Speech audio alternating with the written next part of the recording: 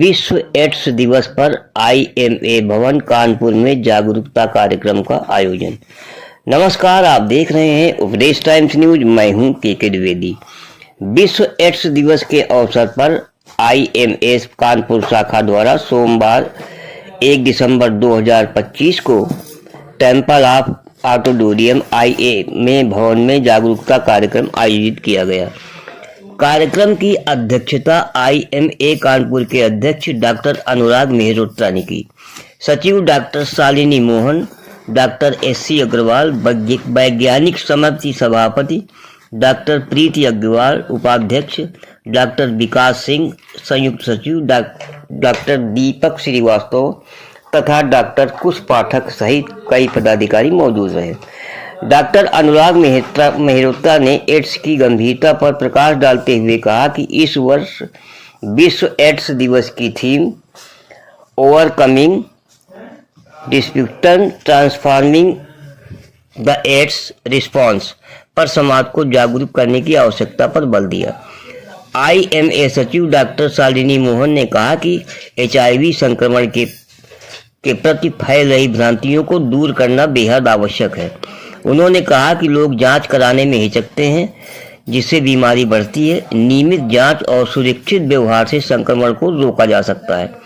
वैज्ञानिक समिति सभापति डॉक्टर एससी अग्रवाल ने बताया कि ब्लड स्क्रीनिंग, सुरक्षित संबंध और संक्रमण से जुड़े दिशा निर्देश एड्स के नियंत्रण में महत्वपूर्ण भूमिका निभाते हैं। उन्होंने कहा कि गर्भवती महिलाओं की समय पर जांच से एचआईवी संक्रमण को रोका जा सकता है। डॉक्टर प्रीति अग्रवाल ने विद्यालयों व युवाओं में जागरूकता को अत्यंत आवश्यक बताया। डॉक्टर विकास सिंह ने समुदाय स्तर पर मेडिकल सुविधाओं की उपलब्धता और सहयोगियों की भूमिका पर जोर दिया। संयुक्त सचिव डॉक्टर दीपक श्रीवास्तव ने एचआईवी जांच सुविधाओं को बढ़ाने की बात कही, जबकि डॉक्टर कुश ने गलत धारणाओं को दूर कर सामाजिक सहयोग की अपील की। नमस्कार, आप बने रहिए उपदेश टाइम्स न्यूज के साथ।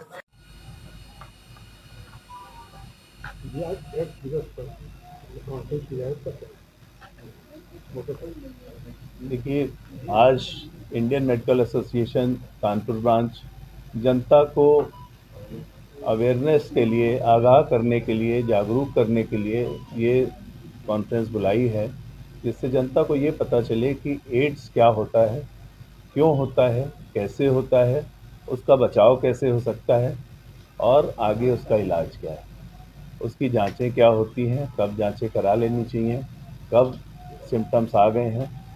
एड्स के मुख्य लक्षण होते हैं बुखार आना, बहुत तेज़ बुखार आना और उनके कारणों का पता ना चलना। कई बार कारण हम लोग जांचें कराते हैं जिसमें टाइफाइड, मलेरिया और भी बहुत सी, डेंगू, बहुत सी सारी जांचें कराने के बाद में जब कोई रिज़ल्ट नहीं मिलता तो लास्ट में हम लोग एचआईवी ज़रूर कराते हैं। अगर एचआईवी पॉजिटिव आता है तो मरीज़ को प्रॉपर गाइड करके, उसको प्रॉपर समझा के कि किस तरह से आप कैसे अलग रहना है, क्या बचाव करना है, घर वालों को भी बुला के उनकी काउंसलिंग करी जाती है। ज़रूरी नहीं है कि आजकल जो धारणा है कि सेक्स ही एक कारण है जिससे कि एचआईवी या एड्स होती है, तो वो धारणा को मिटाना है। ब्लड ट्रांसफ्यूजन्स, जिसमें कि ब्लड की प्रॉपर जांच ना हुई हो, प्रॉपर इन्वेस्टिगेशंस ना हुए हों, उसके बाद ब्लड का चढ़ाया जाना एक बड़ा कारण है। माँ को अगर एचआईवी पॉजिटिव है तो बच्चे को ट्रांसमिट हो सकता है। लॉन्ग किसिंग, डीप किसिंग जिसे बोलते हैं, जिसमें कि अगर दोनों पार्टनर्स के अंदर ओरल थ्रश या सोर्स हों, जिसमें कुछ घाव हों, ब्लीडिंग गम्स होते हैं, जिससे कि ब्लड एक दूसरे को ट्रांसमिट होता हो, वो भी एक कारण है एड्स और एचआईवी के लिए। तो उनसे हमें बचाव करना है। आज का मुख्य उद्देश्य यही है कि जनता को आगाह करना कि वो बच के चलें।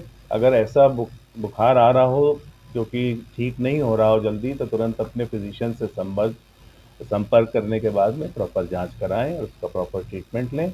आज एचआईवी का इलाज है मौजूद, एंटी रेट्रोवायरल थेरेपीज़ हमारे बीच में हैं, जिससे कि लंबे समय तक बीमारी को कंट्रोल किया जा सकता है। ना उसमें ब्लड आ जाता है। और जब भी इस तरीके की समस्या होती है तो पेशेंट को एकदम से कम दिखने लगता है, जैसे वो नॉर्मल अपना थेरेपी वगैरह ले रहे हैं बट अचानक से उनकी रोशनी डाउन हो जाती है। तो जब हम लोग चेक करते हैं तो पर्दे में ब्लड आया हुआ होता है। तो अगर आंखों की भी कोई जिस तरह से अगर ब्लडिंग हो जाए, अगर उनको कम दिखने लग जाए तो तुरंत डॉक्टर से संपर्क करना है, क्योंकि कुछ तो उनकी जो ऑलरेडी दवाइयाँ चल रही हैं ओरल टैबलेट्स वगैरह, उससे उनको रिलीफ मिलता है, लेकिन कई बार आंख में भी कुछ ट्रीटमेंट स्पेशली देना पड़ता है। तो ऐसी स्थिति में तुरंत नेत्र सर्जन से संपर्क करें अगर आपको धुंधला दिखाई पड़े। लोगों को ये पता हो कि उनको HIV पॉजिटिव है, 95% लोग उसका इलाज ले रहे हों और 95% लोगों में उसका वायरल लोड इतना कम हो जाए कि वो कुछ भी करे तो उनका वायरस ट्रांसमिट ना हो। तो ये 95 वाला जो है स्लोगन जो अचीव हो पाए उसके लिए सरकारें प्रयासरत हैं।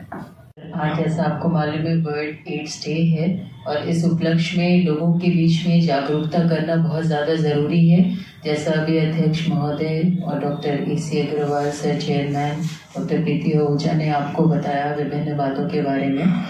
तो इस बार का जो एक मुख्य रूप से एक और थीम जो चल रहा है वो है रीथिंक रीराइज एंड क्या चीज़ है रीथिंक इंफॉर्मेशन के अलावा एक जो इंटरनेशनल एड्स सोसाइटी है वो उसने अभी जो है एक नया दिया है कि rethink rebuild and rise. Rethink से मतलब है कि आप फिर से इस बीमारी के बारे में सोचें और किस प्रकार से विभिन्न स्थिति में इसको बचाया जा सकता है, कैसे रोकथाम की जा सकती है, या जिसको समस्या है उसको किस प्रकार से इसका ट्रीटमेंट किया जा सकता है। दूसरा है कि रीबिल्ड का मतलब है कि जो हमारा हेल्थ सिस्टम है उसको किस प्रकार से रीबिल्ड किया जाए। हुई है अनप्रोटेक्टेड सेक्सुअल कांटेक्ट हो गया, इन्फेक्टेड नीडल्स हो गए, या कंटेमिनेटेड ब्लड प्रोडक्ट्स हो गया, या मदर टू चाइल्ड हो गया। और ये ड्यूरिंग प्रेगनेंसी में भी जा सकता है, ड्यूरिंग डिलीवरी टाइम भी हो सकता है एंड ड्यूरिंग ब्रेस्ट फीडिंग भी हो सकता है। तो इस करके मदर का भी HIV स्टेटस जानना बहुत ज़रूरी है। और जब भी पेशेंट आता है हमारे पास तो उसकी हिस्ट्री लेना भी बहुत ज़रूरी है। अगर वो कोई ड्राइवर है, ट्रक ड्राइवर है, घर से दूर रहता है, तो उसमें भी पॉसिबिलिटी होती है कि HIV तो नहीं है। अगर वो हमारे पास आ रहा है कोई भी दिक्कत करके कि खांसी है, जुकाम है, फीवर है, ये वेट लॉस हो रहा है और कहीं उसको गांठें हैं, स्किन की कोई भी लीजन है, कुछ रैशेज हैं जो नहीं ठीक हो रहे हैं, तो उसमें भी HIV की पॉसिबिलिटी हो जाती है। IMA के इस प्रांगण में हार्दिक स्वागत और अभिनंदन करता हूँ। आज हम लोग एक ऐसे विषय पर एकत्रित हुए हैं जिसकी की बहुत ज़्यादा महत्व है हमारे पूरे विश्व। आज विश्व एड्स दिवस है, जिसको कि मनाने का एक कारण ये है कि जनता में एक जागरूकता पैदा करी जाए, क्योंकि एड्स बहुत ही खतरनाक तरीके से फैल रहा है और इसकी रोकथाम के उपाय क्या हैं, कैसे इसको रोका जाए, कैसे ये बढ़े ना। जनता को मालूम होना चाहिए कि क्या कारण है जिसकी वजह से एड्स हो सकता है और उसका बचाव कैसे हो सकता है।